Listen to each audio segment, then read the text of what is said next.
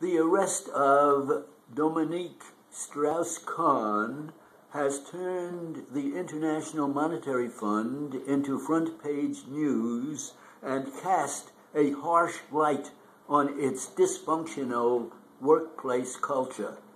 Whoever is chosen to succeed Mr. Strauss-Kahn must be prepared to address both the European debt crisis and the institution's own problems. For 65 years, all of the fund's managing directors have been chosen from the wealthy, industrialized countries of Europe. That tradition, along with the United States choosing the president of the World Bank, may have fairly reflected the economic geography of 1946. But it does not reflect today's world, and powerful new players like China, India, and Brazil rightly resent it. Both jobs ought to be filled on merit alone, with a strong emphasis on technical and diplomatic competence and managerial skills. That should not exclude qualified Europeans, but neither should it guarantee them the job. European governments are already lobbying for Christine Lagarde, who is now the French foreign minister, a job Mr. Strauss-Kahn also held. The IMF has been led by French managing directors for 36 of its 65 years. That is too clubby for an institution whose main business has been to persuade blundering and foundering governments to undertake unpopular economic reforms in exchange for loans. Even before the Strauss-Kahn scandal, the fund had a reputation among many of its female staff members as a workplace that failed to police unwanted amorous advances and other forms of harassment. The next managing director will have to make zero tolerance the rule. Ms. Lagarde, who would be the first woman to hold the job, has the experience and many other strong qualities.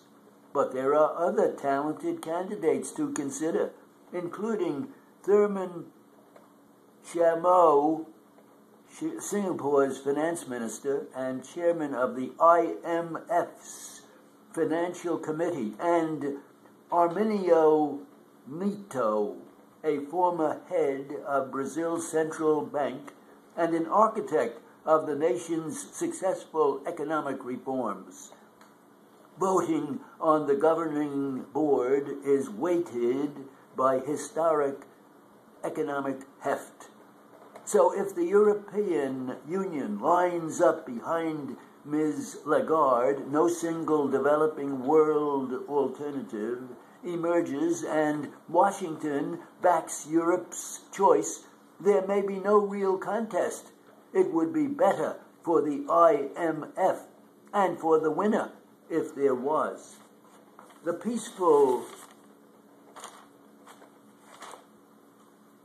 inauguration this month of Haiti's new president, Michel Martelly, should give Haitians cause for pride and cautious hope that the country can move beyond mere survival and start rebuilding. Mr. Martelly, a former pop star, ran a serious campaign. When he put on the presidential sash on the ground of the still-ruined presidential palace, he vowed to remake the country, promising to provide free education and battle crime and corruption and end the humiliation of being the hemisphere's charity case. There is, of course, a very long way to go.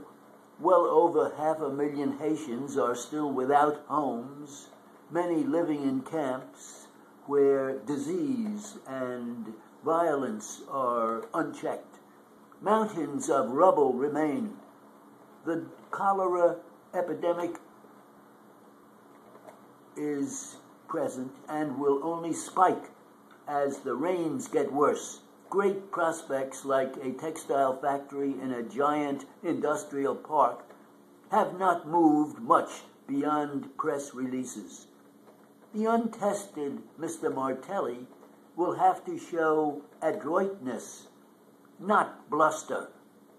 His will needs to work with a parliament dominated by members of former President Rene Preval's Unity Party and rally international donors whose patience has flagged and attention has shifted elsewhere. He will need to deliver tangible improvements, not just promises, to his people. That's hard.